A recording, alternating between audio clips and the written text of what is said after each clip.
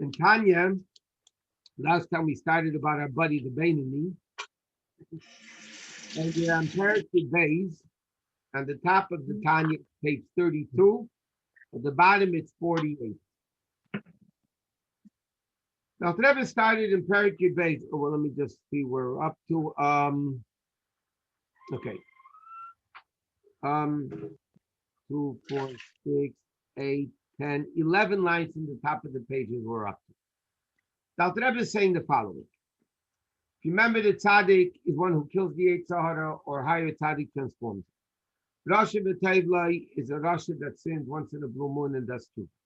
Rasha, or as often as he does, but he does two. Rasha v'ralai means the guy never does two. Okay, he's not into. Even then, he's still a Jew, and the Shekhinah is above him, and all good things. Now, the Beinoni, Dr. Rebbe says, is a person who never, ever allows himself to sin. And as we were discussing last week, not in thought, not in speech, and not in action. That means as soon as a foreign thought comes into his mind, he immediately gets rid of it. If the person willingly thinks the evil thought, then he's a Rasha. Okay? So therefore, the Alter Rebbe says, the Beinoni overpowers the Yetzer Harah, the Nefesh Habamis, the animal soul, when it comes to thought, speech, and action. And he says, and this is what I just wanted, what we finished off last week, and a little bit elaborate on it. And he says the Beinoni has never been called a Rasha his entire life. And not only wasn't he a Rasha, he'll never be a Rasha. So the Rebbe explains, what does the Alter Rebbe mean? It doesn't mean the person who sinned a year ago can't become a Beinoni. It means in his present state, where the Beinoni is now, he is on a level as if he never sinned in the past or will never sin in the future. Now, three choices, he can sin in the future. But in his status now, in his state of mind now, the Beinoni is somebody who never would be never sinned in the past based on his present level, or that he will never sin. So he said, so why is he not a tzaddik? So this is what we're up to now. But the essence, meaning thought, speech, and action, the Beinoni controls completely. But that's only the garments of the soul, thought, speech, and action. When you're talking about the essence of the soul, which are the 10 levels of intellect and emotion, they don't control the body entirely. They do not control the body on a consistent basis. Why? When? Only in designated times. And now everybody's going to read it and I'll explain it. At the time the person is davening or saying the Shema, which is Shas Meichen de Gadlus L'mayla, which is it's an auspicious time when davening time, Shema time, is an auspicious time in heaven, and it's an auspicious time down here. The Shas HaKosher, it's an appropriate time, a designated time. L'chol Adam Shas Mekashe Chabad Shalei Lashem, because the person is delving his mind into davening, Shema, whatever it may be. Lahamik Daiti B'Gdula Saint Sab Baruch Hu, to awaken, delve his mind into the greatness of Hashem. And to awaken, like we said, intellect stimulates emotion. To stimulate the love in the right side of the heart, to serve Hashem out of love. Okay, there's more, but let me explain it. Now, the Rebbe says, when a person davens, that's when the nefesh is, the godly soul controls the body. Because of the meditation and the awakening of the powerful love that the godly soul has now of Hashem, the Alter Rebbe uses the analogy that the nefesh habamis goes to sleep. It goes to sleep. It's not up. Because when the nefesh habamis, when the Yetzer is up, it's constantly fighting with the person, the king that's fighting over the city. The nefesh habamis is constantly fighting to control the city. And therefore the nefesh is doesn't have sole jurisdiction over the body. There's two kings. But the Beinoni never allows evil to happen in thought, speech, or action. But the Nefesh Habahamis is still there. When isn't he there? When does the godly soul have sole control over the body? The Alter Rebbe says at the time of davening. Because then it's the time of greatness of meditation, which stimulates a tremendous feeling of love. Then the Nefesh Habahamis goes to sleep. And he said, Shezau inyan amavur b'Krishma, because that's what Krishna, the brachas of Krishna are all about. The Eraisa, which are the mitzvah of Krishna, biblical. Uberchais shalafanel v'la'achrel, and the brachas before and after the Shema. You know, before Shema we have Yetzer Ha'Ma'eres Habrecha B'Misol B'Ava. After Shema we have the bracha Gal Yisrael, which are midrabanan. Heinachana l'kiyam ha'Krishma. I'm going to read and explain. As Harah sheb'chol lasmoi, then the Nefesh Habahamis is inferior, it's bent. The teva mispashit b'chol la'yamani, to the good which is on the right side. Okay, let me explain this as follows. The Rebbe explains that the Alter Rebbe is adding actually a very important point over here. The Alter Rebbe says, when is the time of meditation? When you do the Shema and the brachas of Shema. And the Alter Rebbe says, Shema is biblical. The blessings, like we know, all blessings except brachas HaTorah are rabbinic. Benching, and according to some opinions, the brachas before learning. But all the other brachas are rabbinic. Now, the Rebbe says, the Rebbe in his explanation of this part of Tanya explains the following. Seemingly, brachas of Shema mean the bracha of the mitzvah of Shema. Now, when you light Shabbos candles, you say Lahad Kner Shel Shabbos. The bracha has to do with the mitzvah you're doing. You put on tefillin, you say Lahaniach tefillin, al mitzvah tefillin. And tzitzis, you say Lesati batzitzis. You do lulav, the bracha of lulav and esrog. The bracha before and after Shema does not mention Shema at all. The two brachas before Shema, one ends with Baruch Atah Hashem Yetzer HaMa'oreis, the one that created the lights, and the second bracha ends Habecher Ba'ama Yisrael Ba'ava. He chose his nation with love, and then the bracha Gal Yisrael. What does this have to do with Shema? How can you see these are called the brachas of Shema when they're not the brachas? Talk about the mitzvah that you're doing. So why is brachas Krishna differently? And the Rebbe explains like this. Normally, it's off a little bit, but the Rebbe explains it over here, but I just want to explain it's a very fundamental concept. Why do we make a bracha? We know you do a mitzvah without the bracha, you still did a mitzvah. Somebody benches licht and didn't make a bracha, they put on tefillin and didn't say the bracha. They did lulav without the bracha, he still did the mitzvah. But what's the purpose of the mitzvah, of the bracha? The bracha of the mitzvah is to channel the godliness that we are bringing down by doing the mitzvah. Meaning like this. There are 248 positive mitzvahs. Why are there 248 positive mitzvahs? There couldn't be 200 or 150. Why are there 248 positive mitzvahs? So it says, the Rambam brings this down, corresponding with the 248 limbs that a man has. Women have 352, men have 248 limbs. 365 negative mitzvahs, the Rambam says, correspond with the 365 days of the year. The Arizal says it corresponds with the 365 sinews or veins that exist within the person. So what does a limb do? A limb channels the power of the soul to function. Let's say your eyes are able to see. Okay. Now, how does that work? Your eye, the soul has the power of talking and seeing and hearing and moving and walking and talking and a million other powers. But you need to bring down that power of the soul into a practical ability to see. So what is the vessel? What is the vessel for sight? It's the eye. What's the vessel for smell? It's the nose. So in other words, what happened? The soul has powers. It could do anything.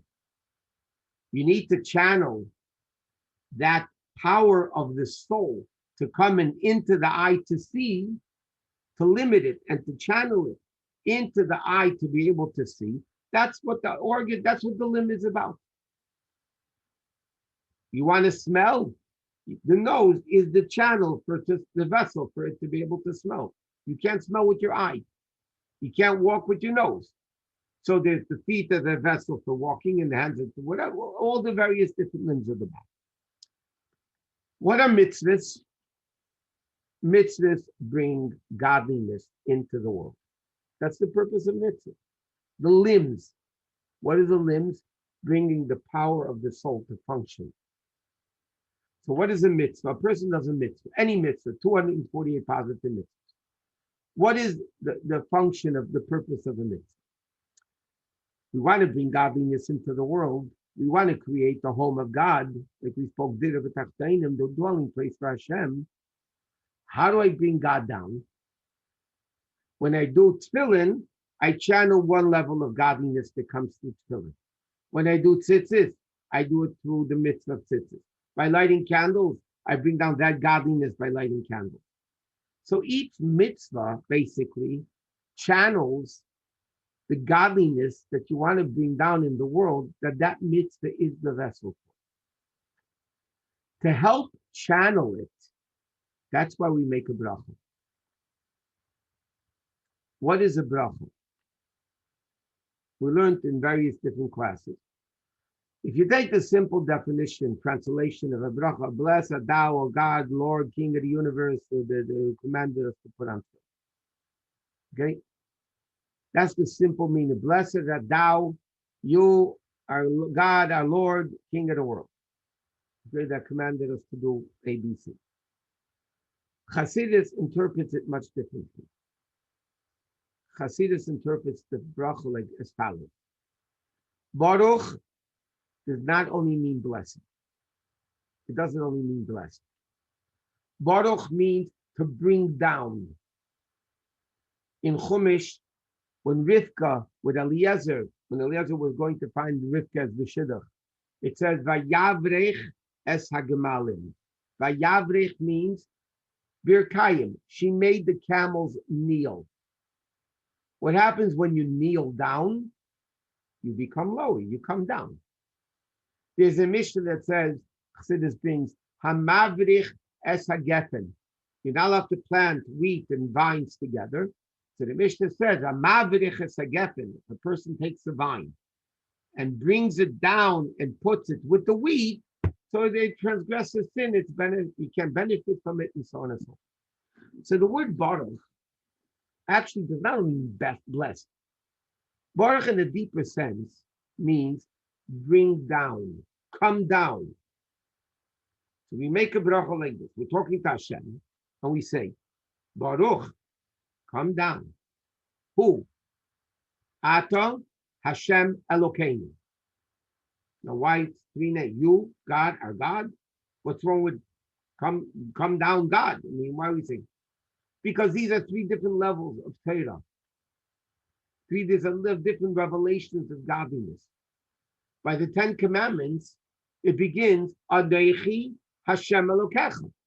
Instead of Ata, second person, it's first person, Anechi. But Anechi and Ata, the same thing. I, nameless, essence. You. When I say you, I mean your essence. I don't mean your name. Name is the way you identify with somebody else. Somebody else needs to call you, to speak about you, to describe you. They need a name. If nobody else is around, I don't need a name. Name is not me. Name is for you, to be identified with everybody else.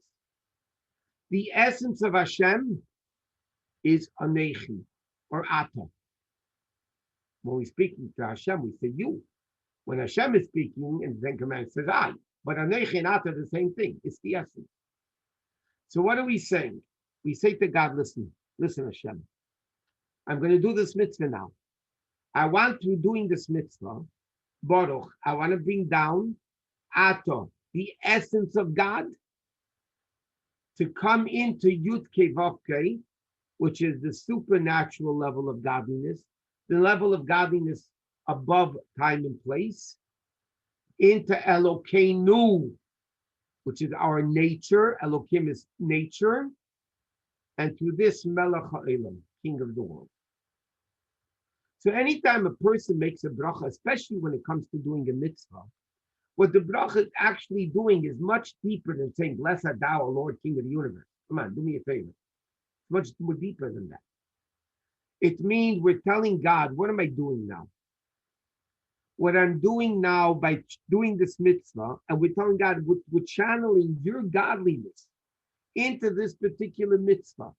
So we verbally say, God, I'm bringing down your essence, because all mitzvahs are connected to the essence of Hashem. It should become the supernatural. It should become our nature. And through us, it becomes Melech HaElam, the King of the world. So that's the purpose of every bracha of a mitzvah. The Rebbe explains, what's the concept of Shema?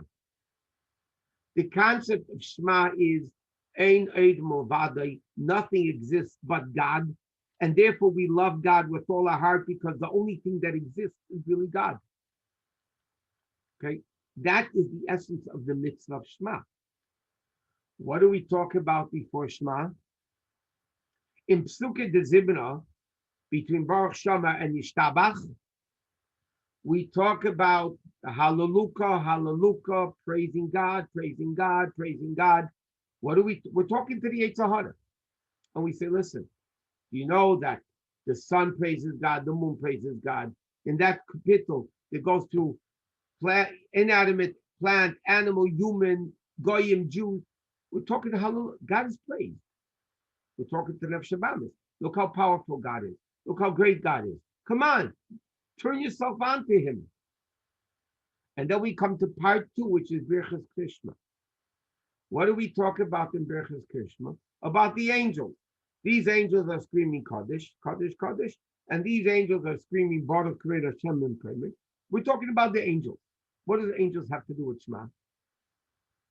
Because Chassidus explains, we're telling the animal soul the following. It says in Kabbalah that the source of the animal soul comes from the shmarim, from the sediment, from the junk, the residue of the angels. Whatever that means. It comes from the shmarei ha'ifanim, from the sediment, the residue, the junk that stays at the bottom of oil. That is of the malachim called ifanim. So what do we tell the Yetzer now? Tell the Yetzer, listen, your own source, besides the fact we discussed in Pesukei de Zimra, Hallelujah, God is great and powerful and infinite and everything. We've got to convince the Yetzer more. So we tell the Yetzer, listen, Boychik, your own source, where you come from, the angels, they're screaming Kodesh and Baruch. Come on, you don't understand if your own source is screaming that, you for sure have to scream. And then the last bracha right before Shema, what do we say? Avinu Ave Rachman, Rachem Aleinu. We say, God, if nothing helps, God have mercy on us. You love us. Avas Elam. You love us. Have mercy on us. That we should be able to overcome the Yetzer. So that's why Dr. Rebbe uses the expression over here that Rebbe says, which are Hachana L'Kiyum HaKrishma. The brachas before Shema, Dr. Rebbe says, is actually the existence of the Shema. Because what gets the Shema to function, to love Hashem properly? The introduction of those brachas. And therefore, they're really like all the other brachas of mitzvahs. Because the concept of Shema is not saying the words. The concept of Shema is acceptance of the yoke of heaven. The Yohavtas Hashem Elokecha, to love God. That is what the brachas of Krishma. So he says, when a person, Dr. Rebbe is saying here, when a person meditates in that, then the Yetzer goes to sleep. It's not awake.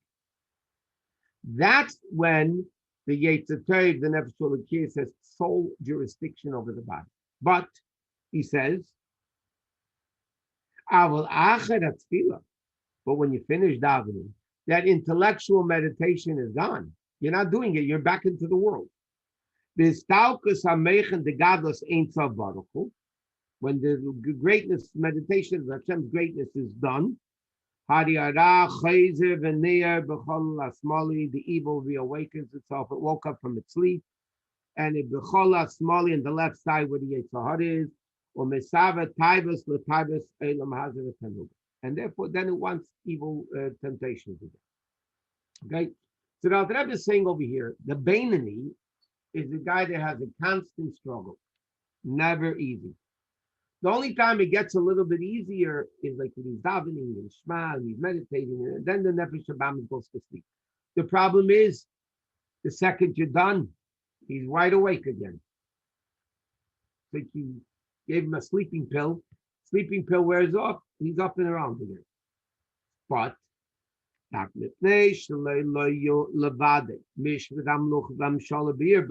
the Harah doesn't have the sole jurisdiction in the body. The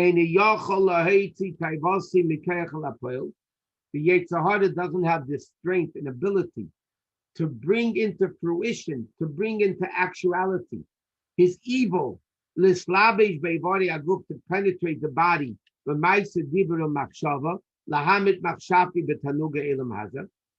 how to delve his mind, how to get his temptation. He doesn't have it. In other words, during davening, the Yetzer goes to sleep. Right after davening, the Yetzer awakes. And then he really wants to do evil again. But because he doesn't have the sole jurisdiction to be able to control the body, the Beinoni doesn't give him. And now the Alter Rebbe is going to say a few words, which is the key to life and to be a Beinoni. And if every person would follow these 1, 2, 3, 4, 5 words, the world will be a different world. And the Alter Rebbe says, why can't the Yetzer win? Ki hamayach shalit al halev, because the mind controls the heart. And the Alter Rebbe adds, v'tuldasei, in birth, v'teva yitzirasi, and the nature of his creation. And the Alter Rebbe said, Shekach neitzer ha'adam v'tudas, every human being, okay, that ha'adam means even goyim. Every human being, by nature, by birth, shekol adam yachol b'tzeine shebameich, every person has the ability in his mind, lehisapik, to hold himself back, v'limshol beruach taivase shebalibay, and to control the evil temptation of the heart, not to fulfill the evil temptations in Ma'aseh Dibur Machshava, and not only that, and he has the ability to remove his mind completely and transform it to the opposite, to the only condition. Meaning, and this is a very important concept. When a person says, I cannot control myself, that's really, I don't want to use a negative, but that's really subhuman. Because Alter Rebbe says a statement, a human being is born with the ability that mind controls the heart. Meaning, if I understand something is wrong, I have the ability to control myself no matter how powerful the temptation and the lust and the desire is to do it. My mind has the ability to say no. And the only reason a person gives in is because he's lazy and he doesn't want the mind to control the heart. The uniqueness of a human being over an animal runs on instinct. An animal runs whatever it does, it wants. There's no rationale by an animal to say, really, I shouldn't rip apart that other animal, or I shouldn't take something that doesn't belong to me. An animal doesn't have that rationale. And like we said many times, it says in Sfarim, the word kelev, man's best friend dog, kelev, is towards kulo lev. It's all heart. It's not any level of intellect. It's all emotional. So Alter Rebbe says the mind can control the heart in a way that you will not come to actually sin, not in thought, not in speech, not in action. That's the ability of a human being. And that's the key to being a Beinoni. How could I be a Beinoni? How could I not let thought, speech, and action come in? I have a Yetzer Harah. Alter Rebbe says, yeah, you have a very strong Yetzer Harah. In fact, Alter Rebbe later in Tanya says, the older a Beinoni gets, the more he eats, drinks, and sleeps, the stronger his Yetzer Harah gets. Yet, the person has the ability, mind, meaning the godly soul, controls the animal soul. Because God created a human being with the ability that the mind can control the heart no matter how strong the desires of the heart are. And that's the definition of a human being. If the truth is, if a person doesn't allow the mind to control the heart, and they allow the heart to control the mind, Alter Rebbe says the expression about the Rishoyim, Heim, from the Gemara says, Heim b'shus libam. The Rasha is controlled by their heart. The heart, the temptations control the person. That's not really a human being. A person who allows themselves to be addicted to temptations and desires and everything like that, that's not the strength of a human being. The strength of a human being is that the person has the ability for the mind to control the heart. And that's the key to be a Beinoni. And Alter Rebbe therefore says it's not something outrageous. Because a person has born with the ability not to sin. But that's providing you know that it's wrong. And that's the obligation on the Jew to learn what's right and what's wrong. Because if you don't learn what's right and what's wrong, then you don't know what's wrong, what's right. But a person, in many cases, you can't go through a red light and tell the cop, I didn't know you're not allowed to. Okay, you can't rob a bank and tell them, I didn't know you're not allowed to rob a bank. I mean, it doesn't work. It's not going to go. The person has the ability to know what's right and to do what's right. And that's why he could be a Beinoni. And he says, not only that, the Beinoni has the ability not only not to give in to the sinning, he has the ability to transform it outside the Kedusha. He can make it holy. And here the Alter Rebbe goes into a whole thing. I'm just going to start it because we're going to have to continue. There's a lot of the talking here. But then we can transform it? Not transform it to killing Yetzer Harah. He can transform his desire to do something wrong and do something good with it. But the next minute, the Yetzer Harah is back again. He can't transform the seichel and the midas of the nefesh habam.